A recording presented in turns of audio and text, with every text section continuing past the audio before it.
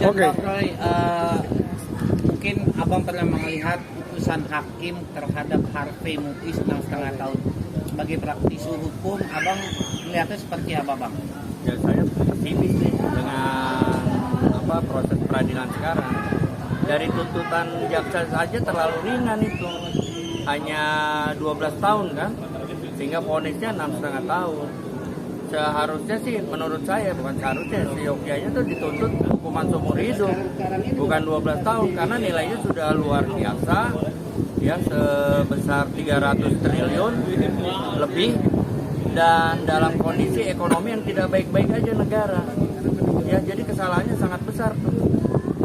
Ya, Bang, tapi kan dengan putusan 6,5 tahun itu hakim mengatakan kalau dia berbuat baik dan mempunyai keluarga, sebagai kepala keluarga sangat sopan. Itu abang melihatnya dengan putusan, dengan melihat seperti itu aja mendapatkan hukuman yang sangat ringan gitu. Itu sih standar banget, karena tanggung jawab keluarga. Maling ayam juga punya tanggung jawab keluarga, sopan di pengadilan, pakai kopiah gitu kan, pakai kalau mau sidang juga tidak teriak-teriak, ya itu sih standar. Seharusnya hakim itu tidak melihat itu, bahkan bila perlu ada putusan ultra petita tuh. Artinya ultra petita itu hukumannya jauh di atas tuntutan jaksa. Walaupun sekarang jaksa banding, tapi tetap aja ya hukumannya tidak akan tinggi. Ya nggak penting itu sebetulnya. Harusnya memang udah dari awal tuntutannya seumur hidup itu, karena udah luar biasa jumlahnya. Oke, Bang, vonis ringan Harvey Muiz ini ternyata mempunyai kontroversial dan sampai akhirnya Pak Presiden Prabowo berbicara mengatakan untuk jasa penuntut umum harus sebanding, ya kan, satu begitu. Paling kagak Pak Presiden Prabowo memberikan hukuman kepada para koruptor itu sebesar 50 tahun. Gimana tanggapan Abang sebagai seorang praktisi hukum? Oh iya, saya malah sepakat itu dengan Pak Prabowo ya. Hukuman 50 tahun, betul. Makanya saya bilang bila perlu seumur hidup itu. Dan saya pernah sampaikan di beberapa media, hukumannya bila perlu 1.500 tahun tanpa boleh kesempatan keluar. Karena yang melakukan korupsi itu dalam keadaan negara sedang tidak baik-baik saja. Utang luar negeri kita banyak, inflasi kita tinggi, ya enggak. Pendapatan per kapita masyarakat lagi rendah. Terus mereka melakukan kejahatan terhadap negara, kejahatan terhadap rakyat, itu korupsi. Dan korupsi itu pengkhianatan kepada merah putih. Oleh karena itu seyogyanya jangan dihukum ringan, hukum seumur hidup.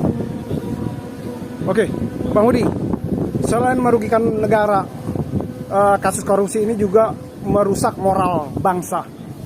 Abang nih melihatnya seperti apa nih? Para investor akan datang ke Indonesia apabila hukuman 6,5 tahun, mereka akan melakukan, oh kalau gitu kok datang aja ke Indonesia untuk melakukan korupsi. Gimana tanggapan Abang dan Abang berdua? Iya. Kalau menurut saya ya, di masyarakat nih banyak yang mau ngelamar jadi koruptor kalau hukumannya singkat. Banyak yang mau ngelamar, betul nggak? Benar. Bang Roy? Ya, karena kita mendukung program negara yang bersih kan. Iya. Banyak kan yang mau ngelamar jadi koruptor. Banyak loh. Karena hukumannya ringan. Jadi presiden buruk. Mau dia siapa aja pasti mau lah. Koruptor dulu yang menentukan diri sendiri dulu. Ya, pasti mau lah.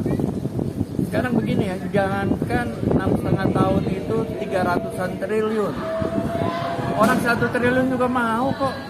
Jangankan 1 triliun, 50 miliar juga mau. Nah, ini udah luar biasa, ini kejahatan luar biasa. Korupsi itu kan extraordinary crime, sehingga tidak ada tuh, harusnya sekarang di mindset jaksa penuntut umum itu tidak ada hukum tuntutan-tuntutan ringan bagi koruptor, karena itu pengkhianat bangsa dan negara tuh. Harusnya mindsetnya tuh di kejaksaan dituntut seumur hidup, apalagi jumlahnya yang luar biasa begitu. Oke, Bang Hudi, menurut Bang Hudi ini merusak norma kehakiman gak sih melihat vonis ringan Harvey Muiz ini? Melihat iya, jelas lah, iya nggak? Sekarang hari ini kan banyak hakim juga yang dipenjara banyak. Ya, karena bermain tuh tanda kutip dari kasus di Surabaya, ya nggak, dari hakim yang kemarin dalam pemilu sampai sekarang kasus korupsi divonis ringan. Ada apa ini di hakim? Wah, hakim-hakim kita jadi seperti ini. Dan jaksa juga kenapa nih? Kok orang koruptor yang kejahatannya luar biasa nih hanya dituntut ringan? Ini masalah serius banget. Ya. Jadi orang tidak takut tuh. Tidak takut. Saya memang anti hukuman mati, tidak seperti di Korea Utara atau apa. Saya aktivis anti hukuman mati. Tapi setidak-tidaknya bagi koruptor, kalaupun ada hukuman alternatif yang membuat koruptor itu malu dan bekerja seumur hidup untuk bangsa dan negara. Kalau ada hukuman alternatif ya, karena memang seperti kata Yusril, saya sepakat hukuman penjara tidak apa, kata Yusril itu hukuman penjara tidak efektif juga kan. Coba misalnya kasus narkoba, udah banyak yang dihukum mati, tapi narkoba kan bertambah, ya kan? Terus koruptor, udah banyak nih yang ketangkep tangan dan sebagainya, tapi korupsi masih terus berjalan.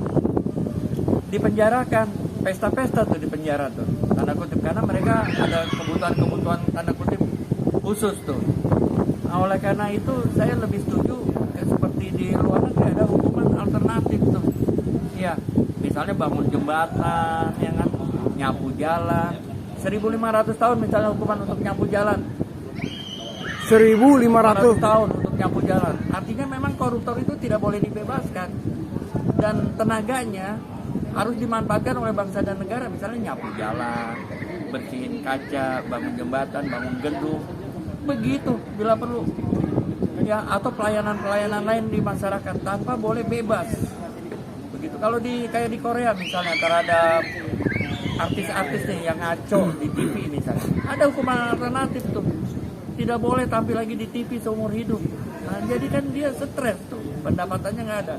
Ini juga dalam di bidang pekerjaan, di mana-mana di blacklist, tidak boleh ada yang bekerja lagi, sehingga ada sanksi sosial tuh dari masyarakat. Ini kan nggak ada sanksi sosial, ya, paling pada saat masuk TV jelek, setelah itu jadi raja tuh, tanda kutip tuh, di dalam penjaranya bisa jadi raja tanda kutip. Nah, oleh karena itu tidak ada efek jerak tuh, yang punya duit ya jadi raja, dimanapun jadi raja.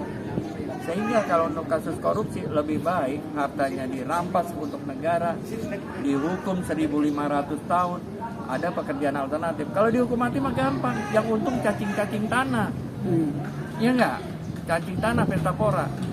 Tapi kalau dikasih hukuman alternatif buat negara, dia akan berpikir, artinya dipermalukan ya.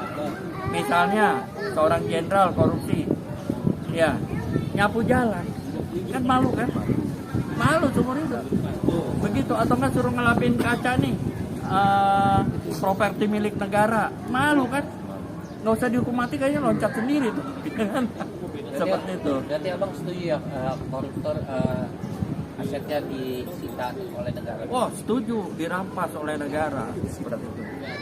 Begitu. Oke, Bang, tapi dengan adanya hukum-hukum di Indonesia yang seperti ini gitu kan, dan menjadi trigger di putusan HAKIMUS ini gitu, apakah cukup mencoreng hukum Indonesia juga nggak sih, Bang? Oh, sangat gimana mencoreng. sih, dan solusinya tuh untuk 2025 tuh untuk pemerintah bagaimana nih mengatasi hukum di Indonesia ini biar nggak makin tercoreng? Seperti apa nih, Bang? Ya, kalau menurut saya begini, undang-undang kita kan juga sudah lumayan bagus, ya. Tinggal mental aparatnya nih. Sebagusnya undang-undang, kalau aparatnya bobrok, jadi bobrok tuh undang-undang. Seburuk-buruknya undang-undang, kalau mentalitas aparatnya bagus, jadi bagus itu undang-undang. Oleh karena itu mentalitas dulu nih, ya, di rejim Pak Prabowo, mentalitas diperbaiki itu. Coba kita lihat banyak di TikTok tuh, aparat penegak hukum ngaco tuh kan, memeras masyarakat, ya kan, malah mengganggu ketertiban umum, terlibat dalam kejahatan, itu penyakit mentalitas, ya nggak? Terganggu. Itu nggak boleh itu. Jadi itu Pak Prabowo tuh agenda pertama tuh, aparat penegak hukum itu harus benar-benar bersih, harus betul-betul profesional. Kalau tidak begitu, tidak akan ada kemajuan hukum di Indonesia. Bang, sebagai praktisi hukum sama aktivis, abang menaruh curiga juga masih bang pada hakim yang memutuskan hakim di situ, bang? Ya, kalau menurut saya sudah pasti curiga lah saya. Ya, sudah pasti curiga. Coba kita komparasi hukum tuh kasus-kasus korupsi, pasti semua berbeda tuh hukumannya, ya nggak? Berbeda tuh. Terus kenapa? Alasan apa yang membuat hukuman itu ringan? pertimbangan hakim alasan normatif aja. Kecuali hakim itu mengembalikan si Harvey Muiz itu mengembalikan semua kerugian negara. Baru ada itikat baik itu mengembalikan kerugian negara. Sekarang coba lihat berapa yang banyak dikembalikan. 200 miliar, orang ini aja 300 miliar. Ingat loh, 1 triliun itu 1000 miliar. 300 triliun lebih itu 300.000 miliar dikembalikan 200 miliar. Logikanya kemana? Ntar kuliah lagi dong SKS sama saya kalau gitu. Iya nggak? Bang, tapi ini kan yang disorot hanya Harvey Muiz, gitu kan? Iya. Ada Itu orang. di belakang itu kan pasti banyak yang terlibat. Iya. Gimana sih, mungkin apakah emang ini salah satu strategi yang lain nih ya, tidak memunculkan Saya paham. biangnya lah di kendali Saya di paham. belakang. Saya Seperti sampaikan apa nih? bayar Iya. di media lain tuh.